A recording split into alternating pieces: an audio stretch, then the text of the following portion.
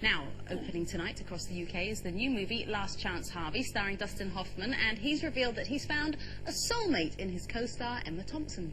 Emma and I are creatively married, he says. It's an extraordinary feeling when we work together.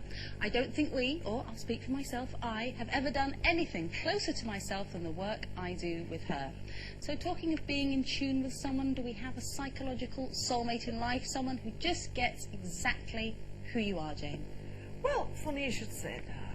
Yes, I do, and he's my ex. I know this is going to be like a big shock to everybody, but I work very closely with Yarrick, who's my musical director, and we spend an awful lot of time together, and he just gets me musically and everything. So I think that's what is the success really of my particular concert, is because we have such a great team and such a great, you know, orchestra and singers and everything. But it's Yarrick who is really the musical genius of that.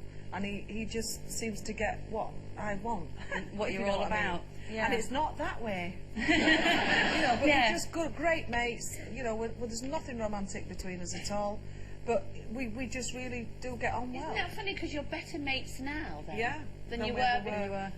That's strange, when we were together. It's like a professional marriage. Yeah, it is a creative marriage. Creative marriage. That just sounds, you know, too lovey. It's a creative marriage. That's what Jane means. Well, it is. Yeah, you can have a lot of professional marriages. I used to work on the radio, as you know, and always with a partner, always with somebody, usually a man. And you know, Paul Ross and Nick Abbott, actually Chris Evans, I did work with as a radio partner, I did actually end up being my real husband, because I used to call them the radio husbands, because you had to work with them every day, to spend so much time, and you would sort of preempt what the next person would say, and it was quite nice, actually. It was a nice sort of friendship. Well, I think it's that thing about when you are able to be totally yourself, but there isn't the romantic entanglement that there is with your romantic soulmate, your romantic partner. And it's somebody, like for me, it's my best friend in Los Angeles, Michael.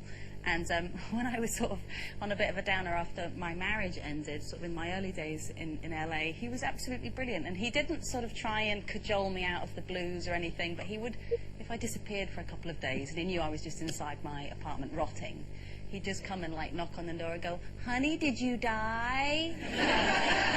Do you smell?" And he'd come back and say, to ask someone if they might have died, isn't it? That's not silly. But it was just that kind of total acceptance of you at your worst. Yeah. Do you know what I mean? It was just it's lovely. somebody who you could, it doesn't matter what you look like. You know, you just are yourself. I mean, my mate Carl and I've known him for a long time, and I know I can go to him and say, "Come on, tell me the truth." He's very, very loyal, you know, and he would absolutely tell me the truth. And I know that's quite frightening, but he absolutely would. And sometimes you need that. And it can't be somebody that you're involved with, can it? Because then you kind of go, "Oh, don't tell me that. Do you really mean that?"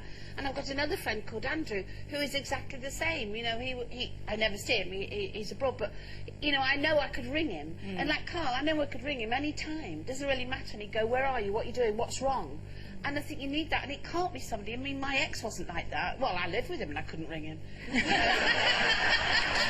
Also, someone that you're never going to be offended. They're never going to be able to offend you. It doesn't matter what they say, and they can say rude stuff. Like my friend Steve and Simon, I suppose, are my psychological soulmates. They're my best friends, and I do tell them everything. In fact, you know, the only row I've ever had with Martin, it wasn't really a row, because I was round with myself as usual, and he was just ignoring me.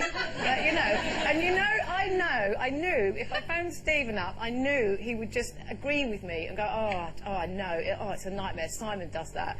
But halfway through the conversation, I just started laughing at the ridiculousness of it. I mean, if I told you what it was about, I mean, I will never tell you what it's about, because it's just too ridiculous. But I knew that he would just go, "Oh, God, that's a night. Oh, I hate it when Simon does that." Do you know what I mean? Yeah, so, totally gets you. And it's nice, yeah, I like that. Mine's though, I mean, I live with my mother. I don't know if anybody knows that. No! Yes, I live with my mother, and she's the only one that can really read my mind, and that's a bit frightening. Yeah, it is. Yeah.